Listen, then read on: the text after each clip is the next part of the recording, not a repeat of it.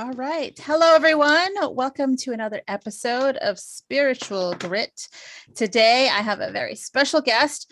I'm not going to say who it is yet because I'm going to do like that secret intro and then reveal the name. For those of you watching the video, you already see who it is, but I'm going to go through just a brief formal intro. Poet, editor, and prose writer.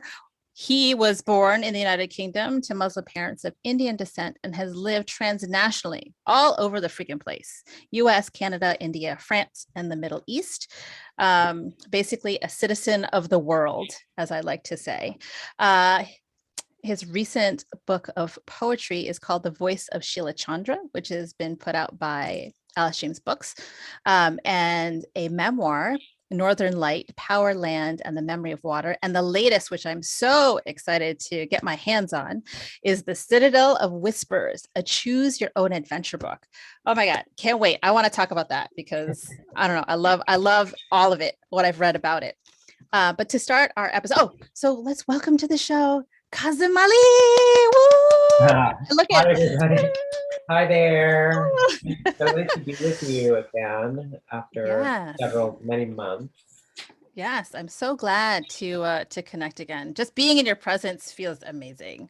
Even though you are, as you said before we started recording, even though you've got a little of the jet lag, just being even virtually in your presence, I'm like, oh, yes, such goodness, such light. Love it, love it. Thank you. Yeah, to start our episode, as we always do, we'll turn to Hafez as the oracle of poets, so to speak. And this randomly selected poem is called Burglars Hear Watchdogs. If one is afraid of losing anything, they have not looked into the friend's eyes. They have forgotten God's promise. The jewels you get when you meet the beloved go on multiplying themselves. They take root everywhere. They keep mating all the time like spring-warmed creatures. Burglars hear watchdogs inside of his gifts and run. I have to sit with that for a second. I might read it again, just because I feel like that's a lot of different layers in here. Burglars hear watchdogs. If one is afraid of losing anything, they have not looked into the friend's eyes. They have forgotten God's promise. The jewels you get when you meet the beloved go on multiplying themselves. They take root everywhere. They keep mating all the time like spring-warmed creatures. Burglars hear watchdogs inside of his gifts and run.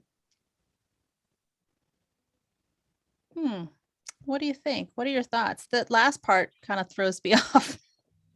Burglars hear watchdogs inside of their gifts. It's meant, in other words, the gifts are meant to be taken. If one thinks one's stealing them, you've missed the point, I guess. You hear a watchdog inside of a gift, and you are a burglar, and you run away. You don't take the gift. You think it's going to hurt you. Or you'll be caught and punished for some reason for taking the gift. Or maybe it's this idea of the gift isn't meant for us, even though it is, but we're under this illusion that we want it, but we don't think we deserve it, that we have to steal it. Maybe. That it's not already ours. Yeah. That it's something that needs to be stolen or seized.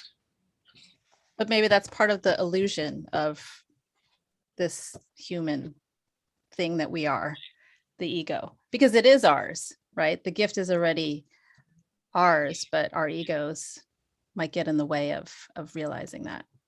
I also wonder in Sufi, I don't know a lot about Sufi philosophy, but I wonder who the friend actually is. The friend with a capital F is like, I suppose normally taken to be God. But could the friend also be the world? Could the friend be experience? Could the friend be ourselves? I mean, that's yoga. Like God is the true self is with the capital S. Right. A friend could be one's own self, true self. Um, could the friend be just an actual other person in the world? If God lives in every human, then it could be another. Yeah. I don't Yeah. I don't really know. I just think that, you know, some of these poems, like I was looking at the jacket copy, not the book itself. I was looking at the jacket copy of Karen Armstrong's new book. She's a writer who writes about religion and faith. Um, many, many, many books, and a really interesting thinker person. And her new book is about sacred texts and the role that they play in our lives, in our society. Oh. And according to her, and she's a historian, so, you know, I believe her. Like, imagine that she's correct about saying that. But she says that, his sacred texts were always considered to be tools for learning or tools for spiritual practice. They were never meant as like dictionaries. They were never Yeah. meant as, this is what the Quran says about this, or this is what the Bible says about this. And they were both collections, the Quran too, and the Torah and the New Testament, and the Talmud and the Midrash and tradition of commentary in Jewish culture, history, and the Bhagavad Gita, and the Rig Veda, the Vedas, all of those, the Upanishads, they're all collected texts over many years. Their provenance is not really known, the Quran, like, people claim to know, but it's actually the truth of the textual gathering was that there were many oral versions. And at one point, one of the caliphs, a guy named Usman, or Uthman, depending on which pronunciation you use, he said, this one is the definitive one, and all of the others have to be collected and burned. So there's only one. So even if we don't know where it came from precisely, there is an origin point for the Quran. It's the burning of all the others, of all the alternate versions. So I'm really interested in the idea of like spirit. So anyways, to go back to Karen Armstrong, I forgot, I was actually trying to make a point. She says that throughout history that the spiritual texts were not meant as dictionaries. They were not seen that way by the audiences themselves at the time. They were always seen as things that were open to interpretation. And so Hafez, or Hafiz, depending on what language you say his name in, because people argue about how you pronounce the word. But of course, from Arabic, across the Silk Road from the Arab world, from the Maghreb really to Pakistan, or to China, which was really the eastern end of the Muslim world, pronunciations change. And so in Farsi, one would say Hafez. And in Urdu, which is in South Asia, one would say Hafiz. So people can, if people tell you you're saying the name wrong, just say that you're saying it in the other language. Right. It's so funny. Yeah, go ahead. No, but I mean, he himself is open to interpretation. You enter the Quran in any from any direction, And but it's also worth saying that the Hafiz that we know mostly is not the Hafiz from the original, because that most of the translators don't read the original scripts. They're just reading other versions and then making the translations out of them. I don't know if there are any original. There are also very few original translations of Rumi, although there are some. But Hafiz, I don't think there are any. I think they're all the current translations are working from older versions that those translators themselves. Like, I don't think Daniel Ladinsky, who was translated the one you read, he does not work from the original extant text of Hafiz. Yeah, it's so interesting because I sometimes take issue with his translations, but I don't know. You don't know like what the where issue else is. to go. I'm like, I need other translations, So part of my work has been digging around looking for those things. And I actually have a friend who's working on some translations from Farsi. On his work. So I haven't touched base with her, but you've reminded me to reach out to her.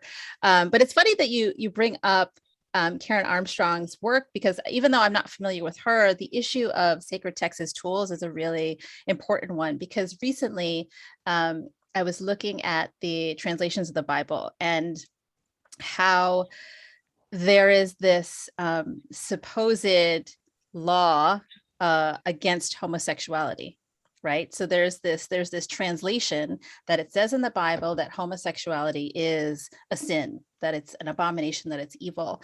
And it came to my attention, I want to say earlier this spring, that the original Aramaic doesn't translate as that. It translates as a molester of boys.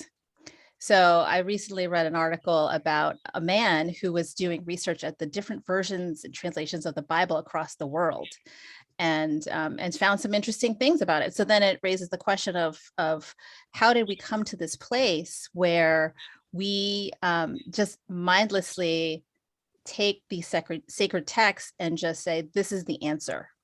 This is the answer to the question of like whatever I'm seeking, the purpose in life. Yeah, well, I think it's because access to those sacred texts was always controlled by the figures in authority.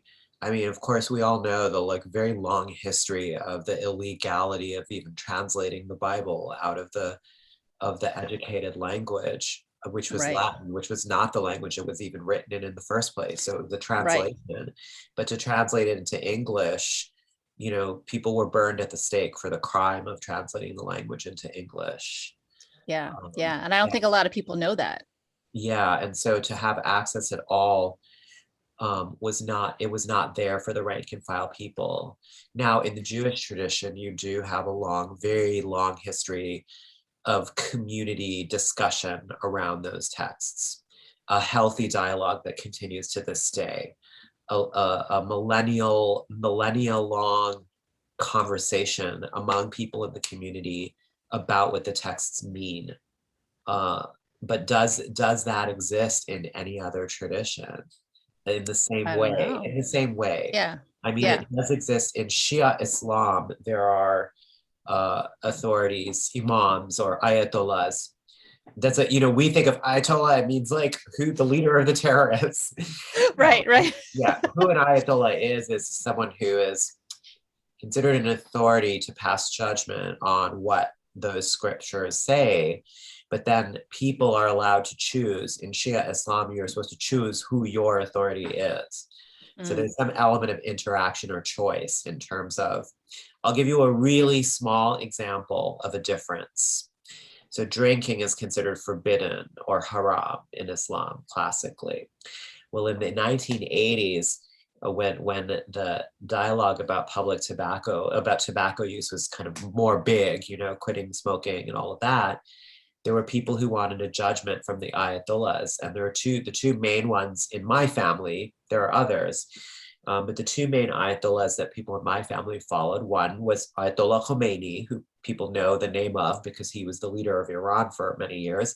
And then the second person was Ayatollah Sistani. People know his name now a little bit better because of the Iraq 2003, the war, that war. But at the time in the 80s, Ayatollah Sistani was a little more, not obscure, but he was less known in the West because he lived in Iraq and he was under house arrest from the Saddam Hussein regime. So people didn't know him as well. But those were the two. And in Shia Islam, it's often like even people in the same family will have different authorities. So my father, for example, his chosen authority, because you choose your own authority, he chose Ayatollah Khomeini as his authority, but his brothers, both of them, they had chosen Ayatollah Sistani. And so there was this request that these Ayatollahs make a judgment about smoking. Is smoking cigarettes considered haram? And one of the Ayatollah, I forget who it was, but one of them said, yes, it is. You should also not smoke. And the other one said, no, that's not covered by this verse, you know? So there was an interaction with it that had real impact, because if you were the follower of one of them, you would have to, it's sort of incumbent on you then to, you know. So who smoked? My dad quit, so it must have been Khomeini who said it's haram. because my dad quit smoking after Uh-huh. yeah. Yeah, but that has real implications, right? But like you said, Yeah. there is a dialogue, there is a conversation, and I It feel was, it that was a that conversation. It was a yeah, conversation. And we don't really do that anymore. People just sort of say yeah, like, this is what this means, and that's all it means. And yeah, it's, yeah, it's really, if you think that, I mean, and the other thing worth saying, which we don't often say, but it's true. I think it's true. These are also texts. They were mostly written in like a very geographically specific part of the world with its own yep, conditions of life mm-hmm, at the yeah, time, yeah, and also many thousands of years ago, where they written. Like, right, they could not have anticipated the types of conflicts and confusions that we face today. So the relevancy yeah, has to be, I mean, I believe in spiritual guidance. I really do. And I believe mm, the magic and the weight of those old texts. Of course I do. I feel the same way about ancient poetry and the things mm-hmm, that teach us about the human condition today, yeah, about our yeah, lives. I do think that they can do that. But we have to, I mean, there's like a literality around, the way that people approach it, that it's not yeah, appropriate anymore to yeah, think about yeah, it that way. yeah. Common sense isn't always so common, and we need to discern, right? How to apply it in our current realities.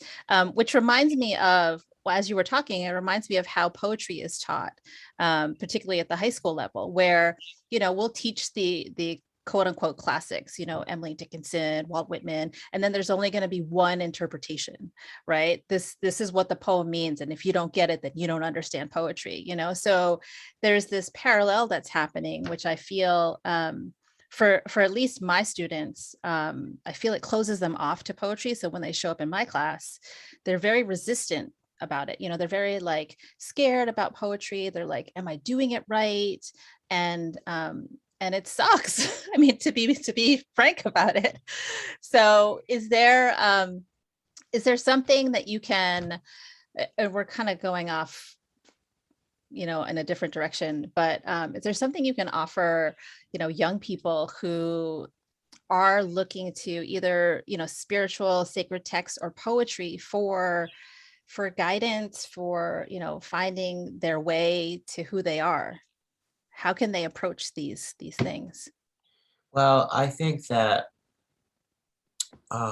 one thing that we do when we teach poetry is like try to help someone understand a poem in the way that it is making its meaning, and it's uh, the qualities of language or form that enable us to understand what the poem is about.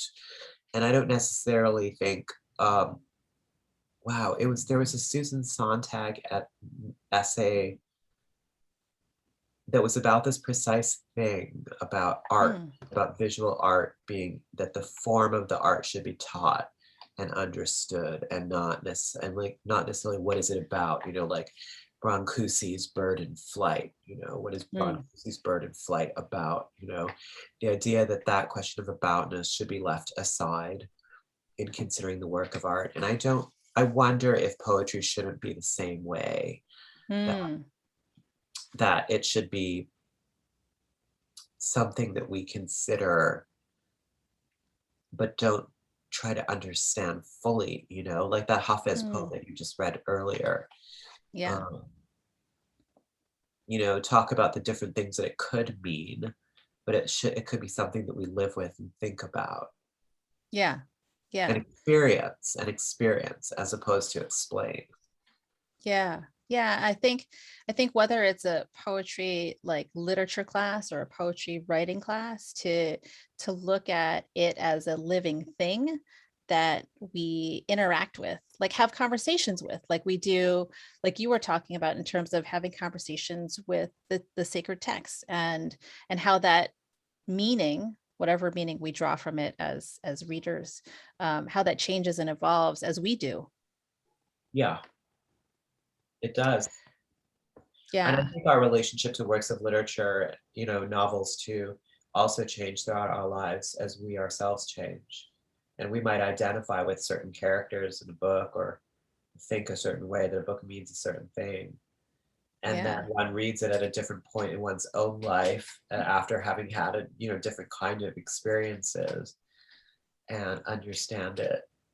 Yeah. I have a professor when I was an undergraduate student. She had this tradition of reading King Lear on her birthday every year, and we all looked at her like, "You're insane."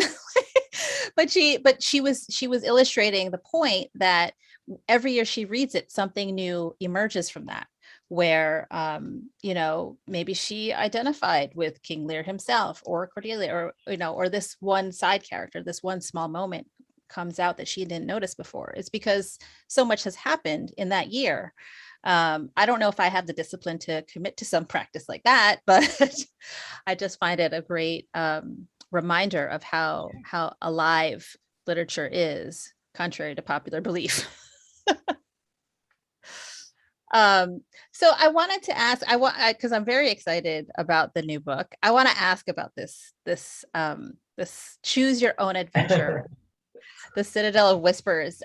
Just for the listeners, could you give a quick overview and a summary about it? And then I want to ask the inspiration, the impetus for this project. Oh, well, so it's the story of a land with many different types of political conflicts and these small city-state kingdoms, really, who live in a kind of an uneasy truce. And then there is a secret order of people called the Whisperers, and they begin training when they're really young, 9 or 10, and then by the time they're 14 or 15, they're actually sent out into the world, and they're diplomats and spies, and they do all different kinds of things, and their mission is to keep the peace, keep the balance of power, but they're not working in the public spheres. They always working behind the scenes. So there's a lot of intrigue, and there's magic in this world too. My favorite. So yes, yeah. And so it's a fun story. You take the role as the protagonist of the story as a young whisperer who's now been charged with defending the kingdom. There's a threat from abroad, and you must make the right choices and figure out, where can you do the most good, and what are you going to do? And so it's hopefully it's the first part of a trilogy. So it's the opening arc of the story. And when I was in high school, I was in Model UN. And Model UN is a club in high school where you get assigned a country, and then you have to research everything about that country and what's happening in the world with them right now. And then you can propose resolutions based on what that country's interests are. And then you get together with everyone else. And there's a model Security Council and a model General Assembly.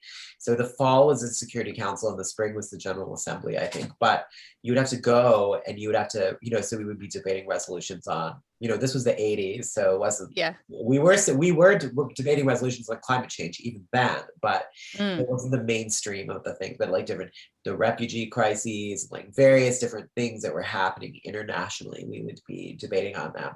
And so me and my friends got involved in that, and we were so excited about it that we decided we were going to make up our own world and our own countries. Oh, that's and so cool. Represent those. And I decided that my role, my nation in our little countries that we're making up, was going to be the nation of diplomats that were responsible for like keeping the peace among everybody else. And so we played this game by correspondence. People would write these letters to each other, and then I would negotiate the peace treaties and stuff like that. I mean, we were really nerdy about it. So many years later, when Choose Your Own Adventure came across my desk, it was a former student of mine, Catherine Factor, who has written several Choose Your Own Adventure novels, including her most recent one is about Cleopatra and the Great Library of Alexandria. Yeah, that one just came out. I think it's called Spy for Cleopatra, where the protagonist works for Cleopatra. Oh my God, you keep talking about this. I want to write one. Yeah, you should. So then I was talking to them, the Choose Your Own Adventure people, around about those, and I was saying like, I want to write one, and they were like, well, what would you want to write? And I said, well, I would want to make up my own fantasy world and write. And so they said yes. And I started to think about all those games that we used to play in high school. And so I kind of like created the world. Like that was the seed from which all of this grew.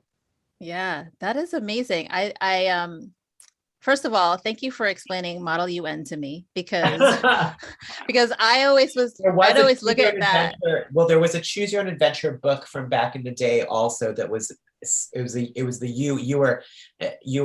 you worked for the UN and you could Oh, choose these different missions in the book. And so oh, that book also inspired me to think like, oh, yeah, and I wanted to have like young people out there making change in the world. I didn't want it to be a small local story about something that just yeah, happened in the backyard. I wanted them to have like international, these young people right now, these climate change activists who are doing like such amazing work, like Autumn Peltier and mm-hmm. Greta Thunberg and the Parkland high school kids who are doing all this gun control work.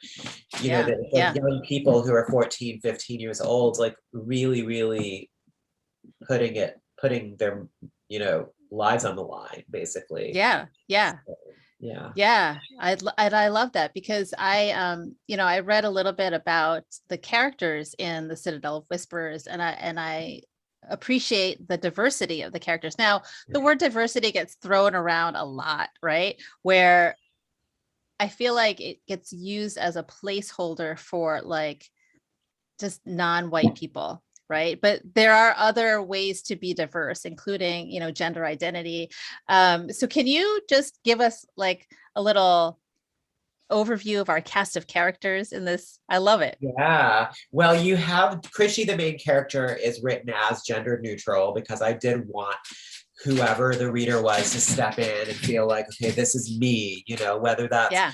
a boy or a girl or a gender neutral child who wanted to then be the hero of the story. So that was on purpose. And that's Hmm. a typical hallmark of choose your own adventure books. Oftentimes the artwork will reveal a gender of the character, but the text itself may or may not. But I Right. was very conscious in talking about Krishy's clothes or hair, and other people do use they them pronouns when they talk about Krishy. So Mm. that was an important part of the character for me.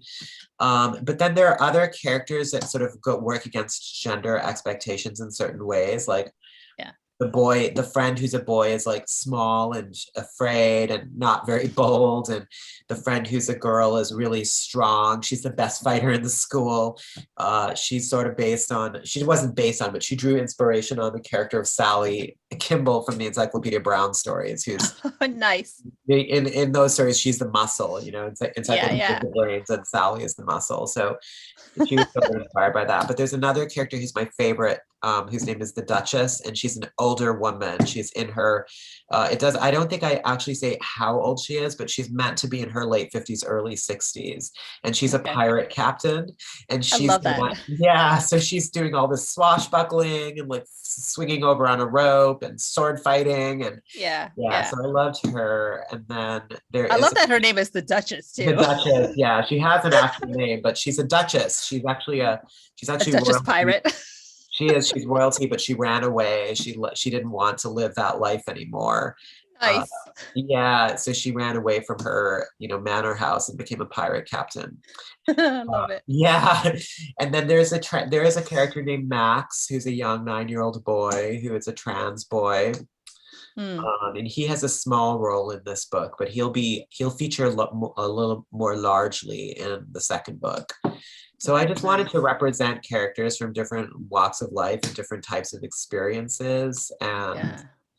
um, my cat has just jumped up onto the desk, so you might see her. The cat wants to be part of the Well, that was conversation. important to me because I feel like a lot of fantasy stories have the same types of characters, stock characters over and over again. And mine do too. I Yeah. mean, like, the Duchess is kind of the Han Solo figure where she's sort of Yeah. she's like a rogue type. Here's the cat. But I Yeah. wanted to do it a little differently and like make my characters a little more unique. Oh, There she is. hello, kitty.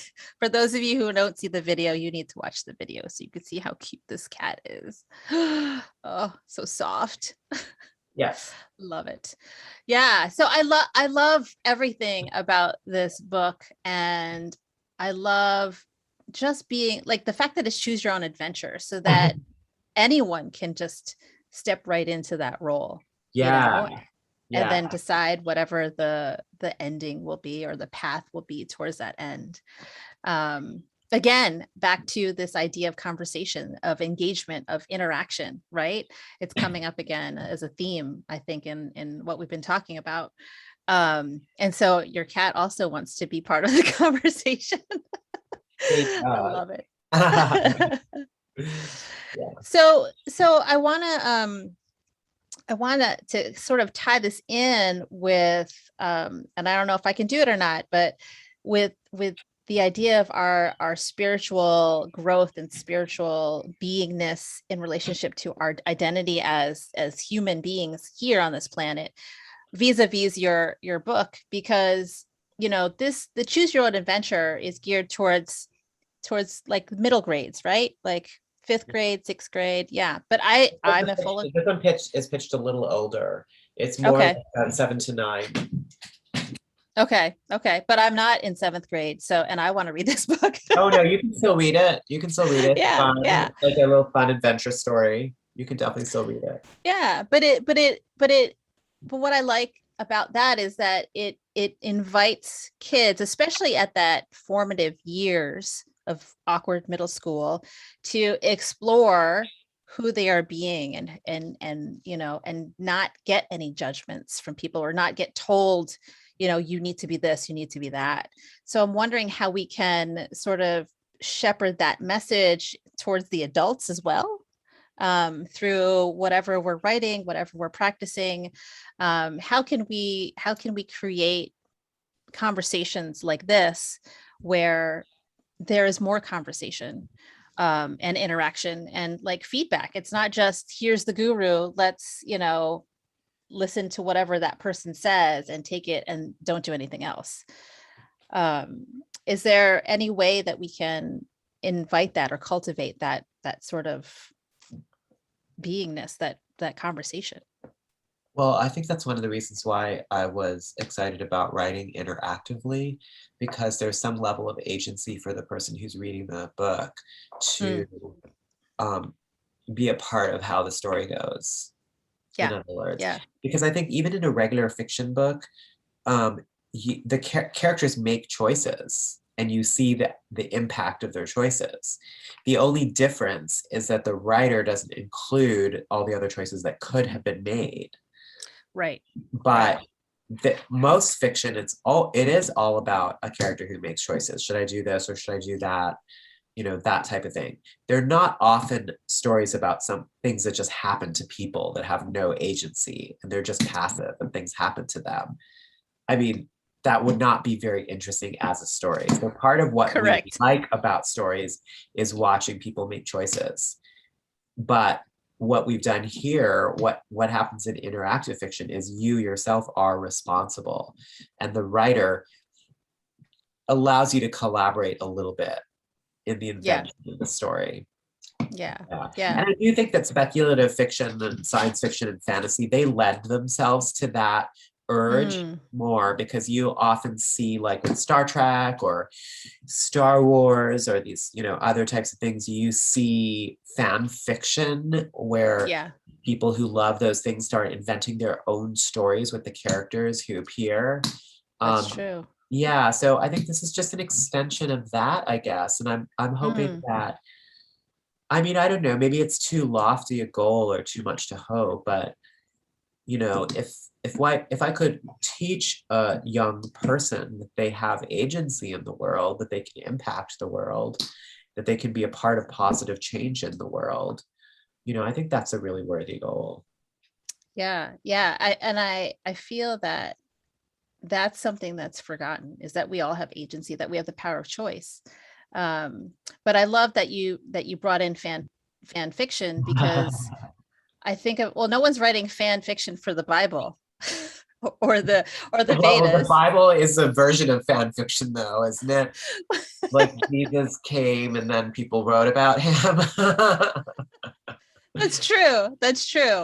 But I'm wondering what that would look like if someone were to like read the story of Jesus and then write the story of Judas. I mean, I know it's been Something done, different. but Yeah, that's exactly it though. That is true, or the Ten Commandments, that movie, the Ten yeah. Commandments. Um, Which reminds me of that Mel Brooks version. Did you see that what movie was where it he's like called? the 15 command I forget what it was called, but he's like the 15 commandments and drops one of the tablets. He goes, the The 10 Ten commandments. Commandments. I think it's the history of the world, isn't it? Yes, that's it. Was That's it? it. Yeah. Well, he Yeah, also yeah. did the Life of Brian. I don't know if I've seen that one. The Life of Brian takes place like during Jesus Christ's time in Jerusalem. Ooh, I'm gonna have to watch that one then. Yeah. Because yeah. All right. Noted. So I got so many things I gotta like read and That's where watch. that phrase, always look on the bright side of life, that comes from. Oh, okay. I didn't know that. Yeah. Oh, thank you so much. So I want to shift gears a little bit and just ask more about you and your spiritual practices, because as a poet, an editor, author, also professor, you're very much in the physicality of life. So what does your spiritual practice look like? What do you do for spiritual growth, spiritual development? Just inquiring minds want to know. Yeah, I mean, I've been a little bit what would you say? I've been very Catholic in my approaches. I practiced yoga for about 20 years now. When did I start? 1999, so probably 22 years. I used to be very, very in depth with scripture study, the yoga texts, and I had several different gurus in that practice. I don't do as much of that anymore currently, not for any reason. It's just sort of one of the things that sort of has not faded but just diminished a little bit in my life. But I did much of that, and I'm starting to actually get back into it, to read more of those and kind of revisit like the Hatha Yoga Pradipika, the Yoga Sutra, and modern commentaries as well, like Michael Stone's book. I think it's called Yoga for a World Out of Balance. Yeah, that kind of stuff. So, and the Upanishads, I'm rereading actually right now. I'm rereading the Upanishads in the Eswaran translation. So there is that. I'm also Muslim, so I do read the Quran. I fast every year during Ramadan. I fast. I also do, when I'm home with my family in a more community setting, I do some of the other prayers and practices, but on my own, not I don't do it as much. Yeah, so those are my primary spiritual practices right now. I've been definitely engaged in various different types of community spiritual practices based on whatever community I happen to be in at the time. So I have sat in Jewish services. I've gone to church. I have participated in Indigenous practices when I was, in the Indigenous community in Northern Manitoba, about which I wrote that book, Northern Light. I did do some religious practices with them as well when I was there. So it kind of all depends on where you're being called. where I am, yeah, because I think the community practice is an important part of it. That is also why I still fast during Ramadan, because it's like something that the community of Muslims around the world is doing. So it's a way of me kind of plugging into that and participating in that. Yeah. And I feel that spiritual practice by yourself, it feels, I don't know, very lonely and isolating and Yes. not as motivating, not as motivating. So, I was thinking about, this idea of spirituality and religion. You mentioned yoga and you mentioned being Muslim, and the question I want to ask is, what role does religion have within this spiritual growth and development? Because we're at a time where people are sort of extracting the two. They're dividing it, like religion's on one side, spirituality is like has nothing to do with religion. So what are your thoughts on, like, how do you see those two coming together or not? I've changed and evolved, and I'm not sure what exactly, I think, anymore. I think a lot of people use religion as an excuse or a crutch, and they don't really have a spiritual practice at all, but they're just checking Mm. boxes. Yeah. I do Yeah. think that's true. I think I used to be a little less judgmental on that question in the past.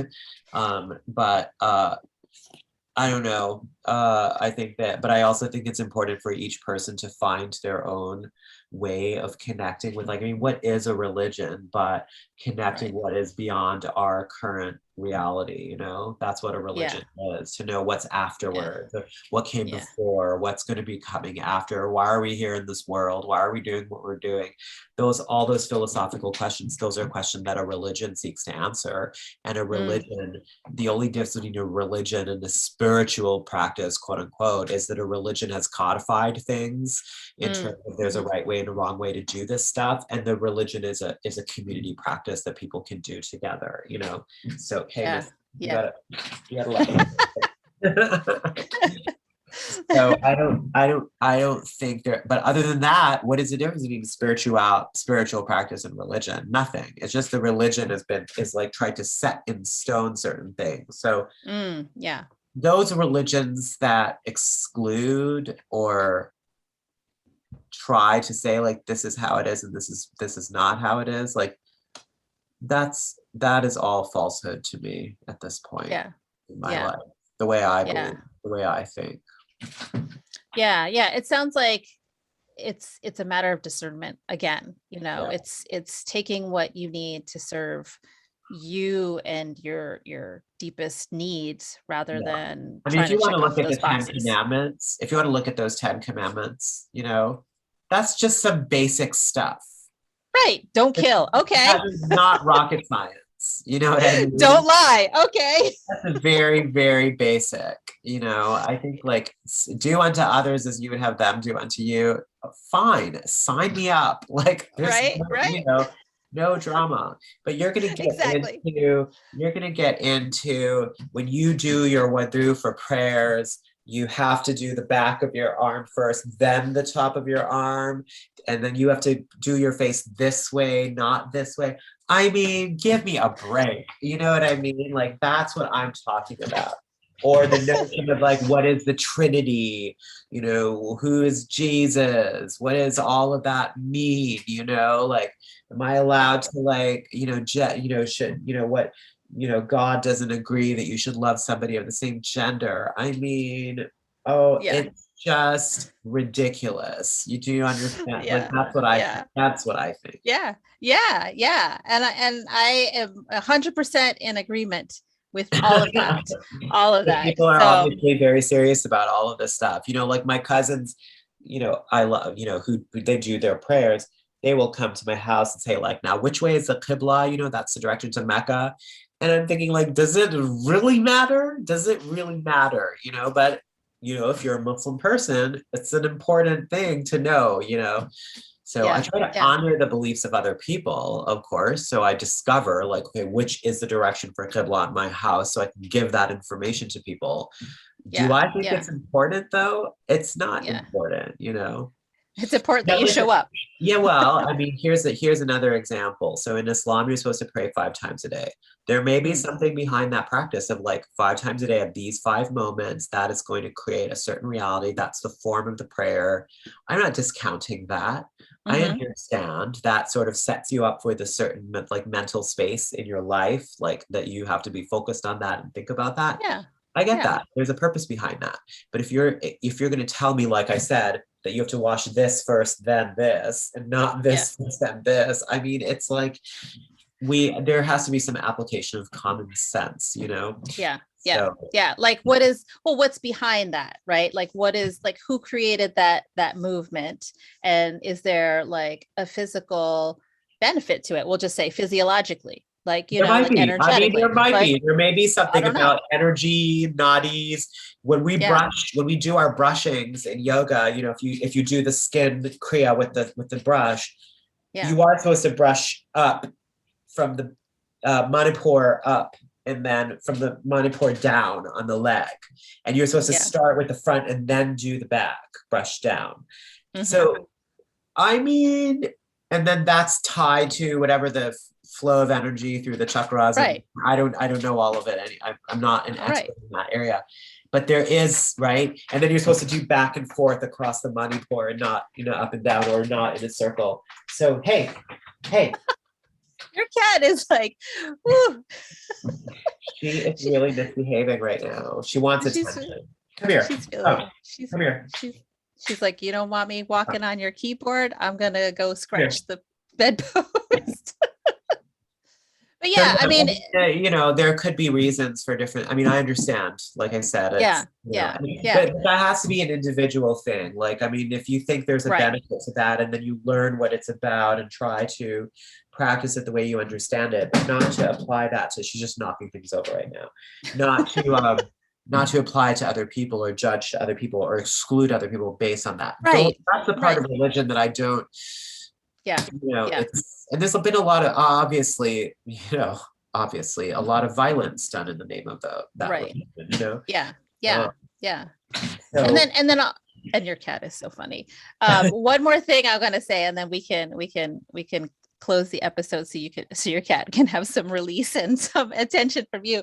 But one thing I wanted to just make a comment on what you're saying as far as religion goes is that it applies sort of to everything, where if we have this belief that everything is neutral and we're the ones assigning meaning to it, then we decide, like what's important, what's not important. We decide if, go brushing the arm like this first versus that, is that something that activates your own energy or not, I think that's true or not. Yeah. And that is where I do think that's where the practices of Hatha Yoga came from, which is the sages that were studying the philosophies started to understand, like, oh, this stuff manifests itself in the physical world, and we can actually use the body to attain knowledge. So, let's do these poses and breathing exercises and different kriyas that will help us to internalize some of this philosophical stuff. So I actually appreciate that about Islam, in that it also includes physical prayer, where you're standing and then you're doing different, bowing down, you like bend at the waist, then you get down on the ground, then you stand up again. I'm not sure. There's some conversation in yoga circles and Muslim history circles about the sun salutations in yoga, and did they come from the poses of the prayers, or was it the reverse? Did the poses and prayers come from the sun salutations? Because there was a lot of back and forth. Once again, Silk Roads, the trade routes. There was a lot of cultural exchange between South Asian spiritual practices and Islam, in particular in Kashmir, which is where Hatha Yoga was invented. It was invented in Kashmir in the 14th century. And right around that same time, somewhat later than that, Dara Sikho, who was one of the princes, he was one of Shah Jahan, who built the Taj Mahal. His son was Dara Sikho, and Dara is a Persian name. So he was, even though he was a South Asian prince, he had a Persian name. He was super interested in yoga practices. So he practiced yoga asana, and he had a teacher in the castle, and he had all of the yoga texts translated into Farsi and illustrated. Wow. In fact, his Dara Sikho's manuscripts, the illustrated manuscripts from the 1500s or whenever it was that he did it, I don't remember. There are some of the ways that we know that there were always women practicing yoga, and that there were women yoga teachers, because his pictures have some of them. And he also has pictures of old props, like straps and blocks, being used by the old yogis. I mean, they weren't made out of purple styrofoam the way they are now. But he showed that those pictures show yoga classes happening. It's really interesting. Interesting stuff. And so he was responsible for this passage of ideas between Sufi sages and yoga sages, and it's a really, really interesting moment of cultural exchange between the Middle East and South Asia. And to think also the merging of spiritual practice and prayer with the physical, and how mind, body, and spirit are all linked up. So important, and a lot of us forget that connection as well. But Anyway, all right. So let us wrap up this episode it was so rich. This conversation was so rich. We talked a little bit about everything. And I have a bunch of notes on resources that I'm like, all right, I gotta go check this out, see what he's talking about. But I wanted to close our episode as we always do with a poem. So did you bring a poem to share with us today? Yes, I can read you a poem. That would be wonderful. This poem is called Recite. Mm. And I refer to a housekeeper in this poem. I just want to be clear. The housekeeper is the person himself. He is the housekeeper, right? Recite. Small animal, recite. You sent nowhere, arriving in the night. All my forgotten prayers, not prayers really, nothing to ask for. No one would answer. A crassness of calling a body, a corpse, lawnmower sound through the window, the housekeeper sinking. Is this body a house? Is this house a body? God's like you, a misfit. You don't fit, he don't fit. I love that. Thank you so much. Thank you. Kazim, thank you so much for sharing your time with me and my audience. Love talking to you. And we are going to put all of your, all the resources that you mentioned in the show notes. So for those who are like, I got to write that down, don't worry. It'll be there. It'll be there. Thank you so much. It was great chatting with you. Yeah. And so we'll close the practice, as I like to say, with a little namaste. So to close our episode, I want to say the divine light in me bows to the divine light in you, my friends. Until next time, namaste. Namaste.